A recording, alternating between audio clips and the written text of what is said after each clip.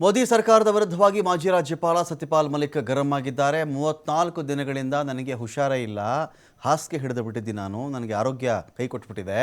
ಆದರೂ ಮೋದಿ ಸರ್ಕಾರ ನನಗೆ ಕಿರುಕುಳ ಕೊಡ್ತಾ ಇದೆ. ಯಾವ ಹಗರಣದ ಬಗ್ಗೆ ನಾನು ಮಾತಾಡಿದ್ನೋ, ಇಂತಿಂಥ ಹಗರಣ ಆಗ್ತಾ ಇದೆ, ಇಂಥ ಅನ್ಯಾಯ ಆಗ್ತಾ ಇದೆ ಅಂತ ಹೇಳಿದ್ನೋ, ನಾನು ಇಲ್ಲಿ ಅಂಥ ಆರೋಪವನ್ನು ಮಾಡಿದ್ರೆ ನನ್ನ ಮೇಲೆ ಹಗರಣ ಹೊರಿಸ್ಬಿಟ್ಟು ಒಂದು ಕಡೆ ತನಿಖೆ ಮಾಡಿಸ್ತಾ ಇದ್ದಾರೆ. ಎಷ್ಟು ಮಟ್ಟಿಗೆ ಸರಿ ಇದು? ನನಗೆ ಹುಷಾರಿಲ್ಲ, ಈಗ ಆರೋಗ್ಯ ಸರಿ ಇಲ್ಲ. ಇಂಥ ಹೊತ್ತಲು CBI ಕಡೆಯಿಂದ ನನಗೆ ಮೋದಿ ಸರ್ಕಾರ ಕಿರುಕುಳ ಕೊಡಿಸ್ತಾ ಇದೆ. ನನ್ನ ಚಾಲಕರು, ಡ್ರೈವರ್ಗಳಿರ್ತಾರಲ್ಲಪ್ಪ, ಅವರ ಮನೆಗಳ ಮೇಲೂ ಕೂಡ ರೇಡ್ ಮಾಡಿ ಟಾರ್ಗೆಟ್ ಮಾಡ್ತಾ ಇದೆ ಈ ಸರ್ಕಾರ. ನಾನು ದೂರು ಕೊಟ್ಟವರ ವಿರುದ್ಧ ತನಿಖೆ ಮಾಡೋ ಬದಲು ನನ್ನ ಮೇಲೆ ರೇಡ್ ಮಾಡಿಸಿದ್ದಾರೆ. 250 ಕೋಟಿ 300 ಕೋಟಿ ಸ್ಕ್ಯಾಮ್ ಮಾಡಿದ್ದಾರೆ ಇವರು ಈ ವಿದ್ಯುತ್ ಯೋಜನೆಯಲ್ಲಿ ಅಂತ ನಾನೇ ಹೇಳ್ದೋನು. ಅದನ್ನು ನನ್ನ ಮೇಲೆ ತನಿಖೆ ಶುರು ಮಾಡಿಬಿಟ್ಟಿದ್ದಾರೆ ಇವರು. ಯಾವ ನ್ಯಾಯ ಇದು? ನನ್ನ ಹತ್ರ 4ರಿಂದ 5 ಕುರ್ತಾ ಮತ್ತು ಪೈಜಾಮ ಅಷ್ಟೇ ಇರೋದು. ನನ್ನನ್ನು ಯಾರು ಬೇಕಾದ್ರೂ ಚೆಕ್ ಮಾಡಿಕೊಡ್ರಪ್ಪ, ಇರೋದೇ 4ರಿಂದ 5 ಕುರ್ತಾ ಪೈಜಾಮ ಇರಬಹುದು. ನಾನು ಪ್ರಾಮಾಣಿಕವಾಗಿದ್ದೀನಿ. ಇಂಥ ಭ್ರಷ್ಟಾಚಾರದ ಬಗ್ಗೆ ನಾನು ಮಾತನಾಡಿದ್ರೆ, ಅದರ ಬಗ್ಗೆ ನಾನು ಎಚ್ಚರಿಸಿದ್ರೆ, ಅದರ ಬಗ್ಗೆ ಮಾಹಿತಿ ಕೊಟ್ಟರೆ ನನ್ನ ಮೇಲೆ ತನಿಖೆ ಮಾಡೋಕ್ಕೆ ಬಂದಿದ್ದಾರಲ್ಲ ಇವರು. ಯಾರ ಮೇಲೆ ತನಿಖೆ ಮಾಡಬೇಕಾಗಿತ್ತು ಅವ್ರ ಮೇಲೆ ಮಾಡಲಿಲ್ಲ ಇವರು, ಬದಲಿಗೆ ನನ್ನ ಮೇಲೆ ತನಿಖೆ ಮಾಡಿಸ್ತಾ ಇದ್ದಾರೆ ಇವರು.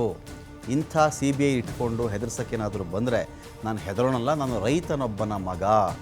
ಇದನ್ನೆಲ್ಲರೂ ನೆನಪಿಟ್ಕೊಳ್ಬೇಕು. ಯಾರಿಗೂ ತಲೆಬಾಗೋ ಪ್ರಶ್ನೆ ಇಲ್ಲ ಅಂಥೇಳಿ ಸತ್ಯಪಾಲ್ ಮಲಿಕ್ ಮಾತಾಡಿದ್ದಾರೆ. ಟ್ವೀಟ್ ಮಾಡಿ ಕೇಂದ್ರ ಸರ್ಕಾರದ ವಿರುದ್ಧವಾಗಿ ಮುಗಿಬಿದ್ದಿದ್ದಾರೆ ಸತ್ಯಪಾಲ್ ಮಲಿಕ್. ಡೀಟೇಲ್ಸ್ ಕೊಡೋಕ್ಕೆ ಸಂತೋಷ್ ರಾಥೋಡ್ ಇದ್ದಾರೆ ನ್ಯೂಸ್ ಡೆಸ್ಕಿಂದ. ಸಂತೋಷ್ ರಾಥೋಡ್, ಯಾವ ಹಗರಣದ ಬಗ್ಗೆ ಸತ್ಯಪಾಲ್ ಮಲಿಕ್ ಮಾತಾಡಿದ್ರು? ಯಾವ ಪುಲ್ವಾಮಾ ವಿಚಾರಕ್ಕೆ ಸಂಬಂಧಪಟ್ಟಂತೆ ಸತ್ಯ ಅಲ್ಲಿ ಬೇರೆಯೇ ಇದೆ, ನಾನು ಮಾತನಾಡೋಕ್ಕೆ ರೆಡಿ ಇದ್ದೆ, ನನಗೆ ಕೇಂದ್ರದ ಕಡೆಯಿಂದ, ಅಜಿತ್ ಧೋವಲ್ ಕಡೆಯಿಂದ ಒತ್ತಡ ಇತ್ತು. ನರೇಂದ್ರ ಮೋದಿಯವರಿಗೆ ಭ್ರಷ್ಟಾಚಾರ ಅಪ್ರಿಯವಾದ ವಿಷಯ ಏನಲ್ಲ, ತುಂಬ ಅಪ್ರಿಯ ಏನಲ್ಲ ಅವ್ರಿಗೆ. ಬೇರೆ ಪಾರ್ಟಿಲಿದ್ದಾಗ ಭ್ರಷ್ಟರು ಇವ್ರ ಪಾರ್ಟಿಗೆ ಬಂದರೆ ಕ್ಲೀನ್ ಆಗಿಬಿಡ್ತಾರೆ. ಈ ಥರದ್ದು ಸರಣಿಯಾಗಿ ಸಾಕಷ್ಟು ಹೇಳಿಕೆ ಕೊಟ್ಟಿದ್ರು ಅವರು. ಒಂದು ಅವ್ರನ್ನ ಅಲ್ಲಿಂದ ವರ್ಗಾವಣೆ ಮಾಡಲಾಯಿತು, ಆನಂತರ ಏನು ಕ್ರಮಗಳಾಯಿತು ನೋಡಿದ್ದೀವಿ. ಯಾವ ಭ್ರಷ್ಟಾಚಾರ ಪ್ರಕರಣಕ್ಕೆ ಸಂಬಂಧಪಟ್ಟಂತೆ ಇವತ್ತು ಅವ್ರ ಮೇಲೆ ದಾಳಿ ಆಗ್ತಾ ಇದೆಯೋ ಇದ್ರ ಬಗ್ಗೆ ಎಚ್ಚರಿಸ್ತವ್ರೆ ಸತ್ಯಪಾಲ್ ಮಲಿಕ್ಕು. ಈ ಥರದ್ದು ಸ್ಕ್ಯಾಮ್ಗಳು ನಡೀತಾ ಇದೆ, ಸ್ವಲ್ಪ ನೋಡ್ಕೊಳ್ಳಿ ಇದನ್ನ ಅಂತ ಹೇಳಿದ್ರೆ ಈಗ ಅವ್ರ ಮೇಲೆ ರೇಡ್ ಆಗ್ತಾ ಇದೆಯಾ ಅಂತ. ರಮಾಕಾಂತ್, ಸತ್ಯಪಾಲ್ ಮಲಿಕ್ ಅವರು ಕೊಟ್ಟಂತಹ ಕೆಲವು ಹೇಳಿಕೆಗಳು, ಅದೇ ರೀತಿಯಾಗಿ ಕೆಲವು ಸತ್ಯ ಸಂಗತಿಗಳು ಇಡೀ ದೇಶವನ್ನೇ ಬೆಚ್ಚಿ ಬೀಳಿಸಿದೆ ಅಂತ ಹೇಳಿದ್ರು ಕೂಡ ತಪ್ಪಾಗ್ಲಿಕ್ಕಿಲ್ಲ. ಯಾಕಂದ್ರೆ 2019ರಲ್ಲಿ ನಡೆದಂತಹ ಪುಲ್ವಾಮಾ ದಾಳಿ, ಆ ಪುಲ್ವಾಮಾ ದಾಳಿಯಲ್ಲಿ ಹುತಾತ್ಮರಾದಂತಹ ಸೈನಿಕರು, ಅವರ ರಕ್ತದ ಹೆಸರಿನಲ್ಲಿ ಓಟು ಕೇಳಿ ಮತ್ತೆ ಅಧಿಕಾರದಲ್ಲಿ ಬಂದಂತಹ ಸರ್ಕಾರ, ಅದಾದ ಬಳಿಕ 40 ಜನ ಸೈನಿಕರ ಹುತಾತ್ಮತೆ ಇದೆಯಲ್ಲ, ಅವರ ಆಹುತಿಗಿದೆಯಲ್ಲ, ಅದಕ್ಕೆ ಈವರೆಗೂ ಕೂಡ ಯಾವುದೇ ರೀತಿಯಾದಂತಹ ಒಂದು ಉತ್ತರ ಸಿಗೋದಿಲ್ಲ. ತನಿಖೆ ಕೂಡ ಏನಾಯಿತು ಅದು ಕೂಡ ಗೊತ್ತಾಗೋದಿಲ್ಲ. ಇದೇ ಸತ್ಯಪಾಲ್ ಮಲಿಕ್ ಅವರು ಬಿಜೆಪಿಯ ಮಾಜಿ ರಾಷ್ಟ್ರೀಯ ಉಪಾಧ್ಯಕ್ಷರು, ಅದೇ ರೀತಿಯಾಗಿ ಜಮ್ಮು ಮತ್ತು ಕಾಶ್ಮೀರದ ಗವರ್ನರ್ ಕೂಡ ಆಗಿದ್ದಂಥವರು. ಇವರು ಗವರ್ನರ್ ಸ್ಥಾನದಿಂದ ರಾಜೀನಾಮೆಯನ್ನು ಕೊಡುವಂತಹ ಸಂದರ್ಭದಲ್ಲಿ ಮೊದಲನೇ ಒಂದು ಗಂಭೀರ ಆರೋಪವನ್ನು ಮಾಡ್ತಾರೆ ಬಿಜೆಪಿ ಸರ್ಕಾರದ ವಿರುದ್ಧ. ಕೋವಿಡ್ ಇತ್ತು ದೇಶದಲ್ಲಿ, ಆ ಸಂದರ್ಭದಲ್ಲಿ ಜಮ್ಮು ಕಾಶ್ಮೀರದಲ್ಲಿ ಜನರ ಜೀವವನ್ನ ಉಳಿಸಬೇಕಾಗಿರುವಂತಹ ಸರ್ಕಾರ ಅವ್ಯಾಹತವಾಗಿ ಭ್ರಷ್ಟಾಚಾರ ಮಾಡ್ತಾ ಇದೆ. ಜನರ ಜೀವಕ್ಕೆ ಬೆಲೆ ಕಟ್ಟಿ ಅದಕ್ಕೆ ಸಂಬಂಧಪಟ್ಟಂತೆ ಅಲ್ಲಿ ಕಮಿಷನ್ ಹೊಡೆಯಲಾಗ್ತಾ ಇದೆ, ಅವ್ಯಾಹತ ಭ್ರಷ್ಟಾಚಾರ ಆಗ್ತಾ ಇದೆ ಅನ್ನುವಂತ ಮೊದಲ ಗಂಭೀರ ಆರೋಪವನ್ನ ಮಾಡ್ತಾರೆ.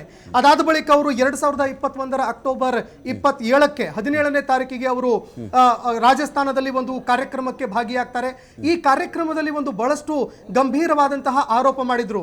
ಆ ಆರೋಪ ಏನು ಅಂತಂದ್ರೆ, 2 ಫೈಲ್ಗಳು ನಾನು ರಾಜ್ಯಪಾಲನಾಗಿದ್ದಂತಹ ಸಂದರ್ಭದಲ್ಲಿ ನನ್ನ ಟೇಬಲ್ಗೆ ಬರುತ್ತೆ, ಇದಕ್ಕೆ ಸಂಬಂಧಪಟ್ಟಂತೆ ಈ 2 ಫೈಲ್ಗಳನ್ನ ನೀವು ಕ್ಲಿಯರ್ ಮಾಡಬೇಕು. ಈ 2 ಫೈಲ್ಗಳನ್ನ ಕ್ಲಿಯರ್ ಮಾಡೋದಕ್ಕೆ ನಿಮಗೆ 150 ಕೋಟಿ ರೂಪಾಯಿ ಕೊಡಲಾಗತ್ತೆ ಅನ್ನುವಂತ ಒಂದು ಮಾತು ಕೇಳಿ ಬರುತ್ತೆ. ಇದನ್ನ ಯಾವಾಗ ಅವರು ತಮ್ಮ ಕಾರ್ಯದರ್ಶಿ ಜೊತೆಯಲ್ಲಿ ಮಾತನಾಡಿದ್ರು ಆ ಸಂದರ್ಭದಲ್ಲಿ ಇಲ್ಲ, ಇದರಲ್ಲಿ ಬಹಳಷ್ಟು ಭ್ರಷ್ಟಾಚಾರ ಆಗಿದೆ ಅನ್ನುವಂತಹ ಮಾತುಗಳು ಕೇಳಿ ಬರುತ್ತೆ. ಆಗ ನಾನು ಆ ಫೈಲ್ಗಳಿಗೆ ಸಿಗ್ನೇಚರ್ ಮಾಡಲಿಲ್ಲ. ಪ್ರಧಾನಿ ನರೇಂದ್ರ ಮೋದಿ ಅವರ ಗಮನಕ್ಕೂ ಕೂಡ ಈ ವಿಷಯವನ್ನ ತಂದು ಭ್ರಷ್ಟಾಚಾರ ಬಹಳಷ್ಟು ಆಗ್ತಾ ಇದೆ ಅನ್ನುವಂತಹ ಮಾತನ್ನ ನಾನು ಅವ್ರ ಗಮನಕ್ಕೆ ತಂದೆ. ಆದ್ರೆ ಇದಕ್ಕೆ ಸಂಬಂಧಪಟ್ಟಂತೆ ಅವರು ಯಾರ್ಯಾರ ಹೆಸರನ್ನ ನಾನು ಹೇಳಿದ್ದೆ, ಈಗಲೂ ಕೂಡ ನಾನು ಅವರ ಹೆಸರನ್ನ ಬಹಿರಂಗ ಪಡಿಸ್ತೀನಿ ಬೇಕಾದ್ರೆ, ಆದ್ರೆ ಯಾರ ಹೆಸರನ್ನ ನಾನು ಹೇಳಿದ್ದೆ ಅವರ ವಿರುದ್ಧ ಕ್ರಮ ಆಗಲಿಲ್ಲ, ಸರ್ಕಾರ ಕೂಡ ಅವರ ವಿರುದ್ಧ ಕ್ರಮ ಕೈಗೊಳ್ಳುವಂತಹ ಕೆಲಸವನ್ನ ಮಾಡಲಿಲ್ಲ ಅಂತ ಸತ್ಯಪಾಲ್ ಮಲಿಕ್ ಅವರು ಗಂಭೀರ ಆರೋಪ ಮಾಡ್ತಾರೆ. ಆದ್ರೆ ಅದಾದ ಬಳಿಕ ಆಗಿದ್ದೇನು ಅಂತಂದ್ರೆ, ಇಲ್ಲಿ ಒಂದು ಮ್ಯಾಜಿಕ್ ಆಗತ್ತೆ. ಯಾರು ಆರೋಪವನ್ನ ಮಾಡಿದ್ರು ಅಂದ್ರೆ, ಯಾವ ಸತ್ಯಪಾಲ್ ಮಲಿಕ್ ಅವರು ಆರೋಪ ಮಾಡಿದ್ರು ಅದೇ ಸತ್ಯಪಾಲ್ ಮಲಿಕ್ ಅವರ ಮೇಲೆ 2 ಕೇಸ್ಗಳು ದಾಖಲಾಗತ್ತೆ CBI ನಲ್ಲಿ. ಒಂದು ಏನು ಕಾಶ್ಮೀರದಲ್ಲಿ ಇರುವಂತಹ ನೌಕರರೇನಿದ್ದಾರೆ ಅವರ ಆರೋಗ್ಯ ವಿಮೆಗೆ ಸಂಬಂಧಪಟ್ಟಂತೆ ಒಂದು ಯೋಜನೆ, ಆ ಯೋಜನೆಗೆ ಸಂಬಂಧಪಟ್ಟಂತೆ ಮೊದಲನೇ ಪ್ರಕರಣ, ಎರಡನೇ ಪ್ರಕರಣ ಕಿರು ಜಲ ವಿದ್ಯುತ್ಗೆ ಸಂಬಂಧಪಟ್ಟಂತೆ ಎರಡನೇ ಪ್ರಕರಣ ದಾಖಲಾಗುತ್ತೆ. ಇನ್ನು ಈ ದಾಳಿ ಮೊದಲನೇದ ಅಂತ ನಾವು ನೋಡಿದ್ದೆ ಆದ್ರೆ ಈ ಹಿಂದೆಯೂ ಕೂಡ ಅಂದ್ರೆ 2022ರಲ್ಲೂ ಕೂಡ ಇದೇ ರೀತಿಯಾಗಿ ದಾಳಿ ನಡೆದಿತ್ತು. 16 ಸ್ಥಳಗಳ ಮೇಲೆ ಸಿಬಿಐ ಅಧಿಕಾರಿಗಳು ದಾಳಿ ಮಾಡಿದ್ರು. ಈಗ ಎದುರಾಗ್ತಾ ಇರುವಂತಹ ಪ್ರಶ್ನೆ, ಸತ್ಯಪಾಲ್ ಮಲಿಕ್ ಅವರು ಯಾರ ಮೇಲೆ ಆರೋಪ ಮಾಡಿದ್ರು ಅವರ ಮೇಲೆ ಪ್ರಕರಣ ದಾಖಲಾಗಬೇಕಾ ಇಲ್ವಾ ಅನ್ನುವಂಥದ್ದು. ಯಾಕಂದ್ರೆ ಈ ಹಿಂದೆ ಕೂಡ ರಾಹುಲ್ ಗಾಂಧಿ ಅವರು ಒಂದು ಮಾತನ್ನ ಹೇಳ್ತಾರೆ, ಒಬ್ಬ ಮಹಿಳೆ, ಅತ್ಯಾಚಾರ ಆದಂತಹ ಮಹಿಳೆ ನನ್ನ ಮುಂದೆ ಬಂದು ನೋವನ್ನ ತೋಡ್ಕೊಂಡ್ರು ಅಂತ ಹೇಳ್ತಾರೆ. ರಾಹುಲ್ ಗಾಂಧಿ ಅವರ ವಿರುದ್ಧ FIR ದಾಖಲಾಗುತ್ತೆ, ಮನೆಗೆ ಹೋಗಿ ಅವರ ಹೇಳಿಕೆಯನ್ನು ಪಡೆದುಕೊಳ್ಳಲಾಗುತ್ತೆ. ಅದೇ ರೀತಿಯಾಗಿ ಬೇರೆ ಬೇರೆ ನಾಯಕರ, ಬೇರೆ ಬೇರೆ ಪಕ್ಷದ ನಾಯಕರ ವಿರುದ್ಧವೂ ಕೂಡ ಅದೇ ಆಗುತ್ತೆ. ಭ್ರಷ್ಟಾಚಾರದ ಬಗ್ಗೆ ಯಾರು ಆರೋಪ ಮಾಡ್ತಾ ಇದ್ದಾರೆ, ಯಾರು ಸಮಸ್ಯೆಗಳನ್ನ ಇಡ್ತಾ ಇದ್ದಾರೆ, ದೇಶದ ಸಮಸ್ಯೆಗಳನ್ನ, ಅವರ ವಿರುದ್ಧ FIR ಆಗುವಂತಹ ಒಂದು ಟ್ರೆಂಡ್ ಏನಾದ್ರೂ ಕ್ರಿಯೇಟ್ ಆಗ್ತಾ ಇದೆಯಾ ಅನ್ನುವಂತಹ ಪ್ರಶ್ನೆ ಒಂದು ಕಡೆ ಆದ್ರೆ, ಮತ್ತೊಂದು ಕಡೆಯಲ್ಲಿ ಅವರ ಧ್ವನಿಯನ್ನ ಹತ್ತಿಕ್ಕುವಂತಹ ಕೆಲಸ ಏನಾದ್ರೂ ಆಗ್ತಾ ಇದೆಯಾ?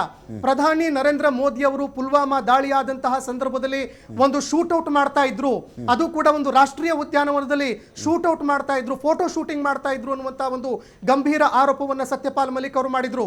ಅದೇ ರೀತಿಯಾಗಿ ರೈತರು ಸಾವನ್ನಪ್ತಾ ಇದ್ರು ದೆಹಲಿಯಲ್ಲಿ ಹೋರಾಟವನ್ನ ಮಾಡ್ತಾ ಇರುವಂತಹ ಸಂದರ್ಭದಲ್ಲಿ ಪ್ರಧಾನಿ ನರೇಂದ್ರ ಮೋದಿ ಅವರ ಗಮನಕ್ಕೆ ನಾನು ತಂದೆ. ಆ ಸಂದರ್ಭದಲ್ಲಿ ರೈತರ ವಿಷಯಕ್ಕೆ ಸಂಬಂಧಪಟ್ಟಂತೆ ಬಹಳಷ್ಟು ಅಹಂಕಾರದಿಂದ ಪ್ರಧಾನಿ ನರೇಂದ್ರ ಮೋದಿ ಅವರು ಮಾತನಾಡಿದ್ರು ಅನ್ನುವಂತಹ ಮಾತನ್ನ ಕೂಡ ಸತ್ಯಪಾಲ್ ಮಲಿಕ್ ಅವರು ಹೇಳ್ತಾರೆ.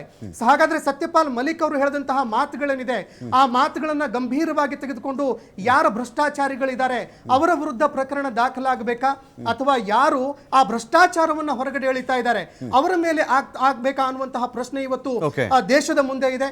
ಅದೇ ರೀತಿಯಾಗಿ ಸತ್ಯಪಾಲ್ ಮಲಿಕ್ ಅವರು ಒಂದು ವಿಷಯವನ್ನ ಬಹಳಷ್ಟು ಕ್ಲಿಯರ್ ಆಗಿ ಹೇಳಿದ್ದಾರೆ. ನಾನು ಅನಾರೋಗ್ಯದಿಂದ ಪೀಡಿತನಾಗಿದ್ದೀನಿ, 34 ದಿನ ಆಯ್ತು ಆಸ್ಪತ್ರೆಯಲ್ಲಿದ್ದೀನಿ.